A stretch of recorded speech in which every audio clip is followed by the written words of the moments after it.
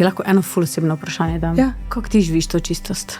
Midva so se odločila, da bo s spolnimi odnosi počakala do poroke. Živijo, Lucija. Pri katoliški mladini izvajam delavnice, po izobrazbi sem socialna pedagoginja, je pa ena moja strast govoriti o teologiji telesa. Mene recimo šokirajo razni podcasti, slovenski, tudi, ko govorijo o spolnosti. In me je groza, kaj naši otroci poslušajo. Ja, dobrodošla v realnosti, a ne? Kaj je čistost? Ne pomeni, ne imeti spolnih odnosov, a ne? Čistost pomeni uspešno integracijo spolnosti v osebo. Se pravi, da spolnost ni nekaj, kar jaz potlačam, pa ni nekaj, kar me popolnoma prevzame. Naša družba je tako, da te od malega so vse reklame, tudi risanke in vse seksualizirano. Klasika. Ko ti priješ do birmancev, seveda na telefonih, če ne na svojem, od sošolca so že videli pornografijo. Ja, nič novega. Kako sprejmejo to, kar jim ti poveš?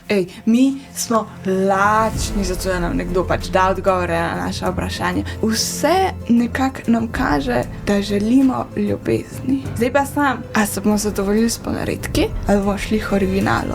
Itak pač poročena sem. Moj zakon ne bi mogel biti sklenjen, če mi z možem ne bi imela spolnih odnosov. Zdaj sem z vsem, kar sem, izrazim to, kar sem obljubila na oltarju. Zakon ne bi mogel biti veljaven, če pač ne bi bilo spolnega odnosa. Zakaj? Ker je zakon zakrament.